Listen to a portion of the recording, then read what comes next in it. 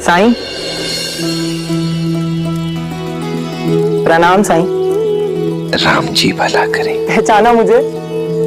बहुत दिनों बाद शिरडी आना हुआ वैभव, अच्छा लगा तुम्हें देख के। बहुत तरक्की की है तुमने। जी साईं, आप पहचान गए मुझे? न पहचानने की कोई वजह भी तो नहीं है।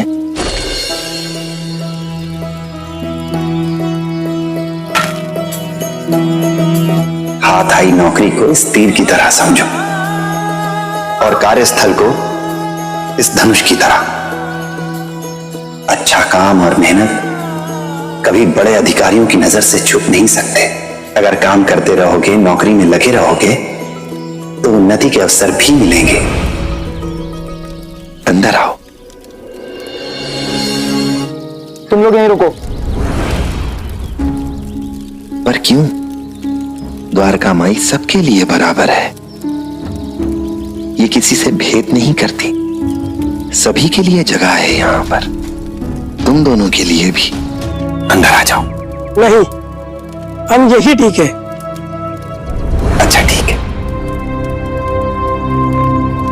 साईं, आप सही थे। जिस पद को छोटा समझकर मैं नौकरी नहीं करना चाहता था, उसी छोटे पद के कारण मुझे साहब के करीब रहने का मौका मिला और उन्होंने मेरी क्षमता, मेरी प्रतिभा को पहचाना और जल्दी मुझे एक उच्च पद दिया। उसके बाद मैं तरक्की की सीढ़ियां चढ़ता गया और आज मैं एक अधिकारी हूं, अफसर। आप ही की कृपा से आज मेरे पास सब कुछ है साईं। शहर में अपना घर है, पैसा है, नाम है, शोहरत है और सरकार से 2 नौकर भी मिले हैं। मालिक हमेशा मेहनत का फल देता है। आप ही की कृपा है साईं। बहुत समय से आपसे मिलना चाहता था। आपकी बहुत एहसान है मुझ पर काम के चलते वक्त ही नहीं मिला। अब बाकी काम तो मैं नौकरों से भी करा सकता हूँ, पर आपसे मिलने तो खुद आना पड़ेगा ना। वैसे यहाँ आने का एक और भी कारण था साईं। आपसे एक निवेदन करने आया हूँ। वादा कीजिए, जो आपसे मांगूंगा वो आप मुझे देंगे। ऐसा क्या मांगने वाले हो? आपके लिए कुछ भी असंभव नहीं है, वादा तो कीजिए। साईं, मैं आज जो कुछ भी हूं आपके कारण हूं।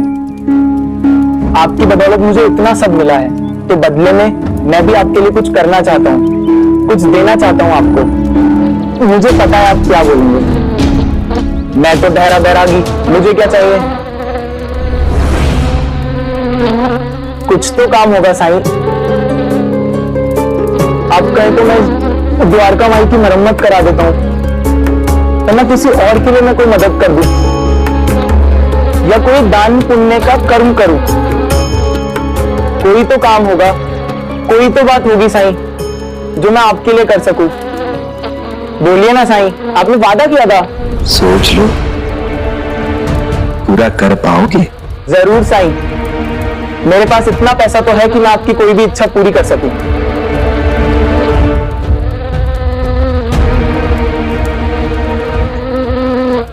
ठीक है, अगर तुम मेरे लिए कुछ करना ही चाहते हो तो इन मक्खियों को यहां से भगा दो। ये मुझे भी बहुत परेशान करती हैं।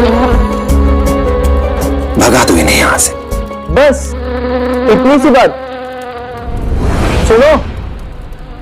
नहीं वैभव, मेरे लिए तुम कुछ करना चाहते थे। तुम्हारी इच्छा थी, इसलिए पूरी भी तुम्हें ही करनी होगी। इन मक्खियों को तुम्हें ही भगाना होगा, वो भी बिना किसी की मदद लिए। जरूर साईं। सुनो, हाथ से चलाने वाला पंखा लेके आओ। जी साहब। मन में साईं के क्या है,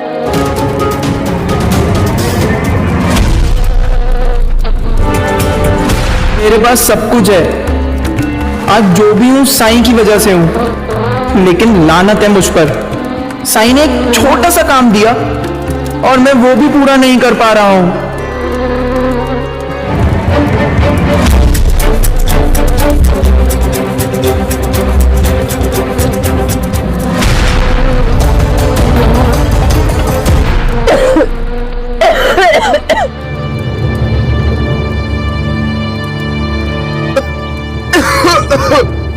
देखो वैभव,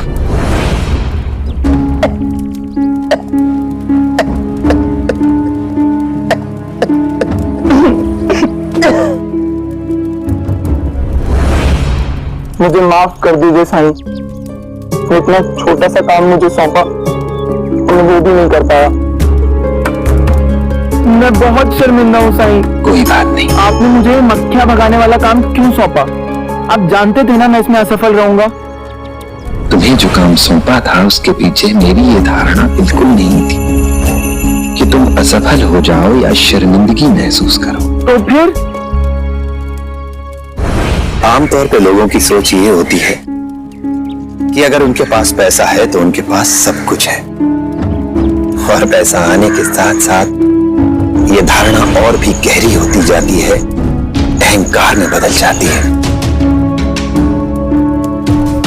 उन्हें पता ही नहीं चलता कि कब वो असली और सच्ची राह से भटक जाते हैं। सच तो ये है, ये अहंकार कुछ नहीं देता है सिवा तकलीफ के।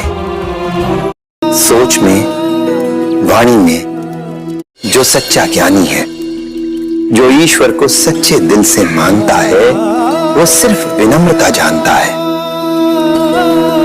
क्योंकि जीवन की सफलता, उसकी उपलब्धि सिर्फ विनम्रता में है। सोच में, वाणी में, कर्म में। माफ कर दीजिए साईं मुझे सच में पता नहीं चला कि कब मुझ में ये अहंकार घर कर गया। अब मैं आपसे वादा करता हूँ, आपकी इस सीख को पाकर मैं पूरी जिंदगी विनम्र बने रहने का प्रयास करूंगा। विनम्रता समझ गए हो तो अब तुम मेरे लिए कुछ कर सकते हो।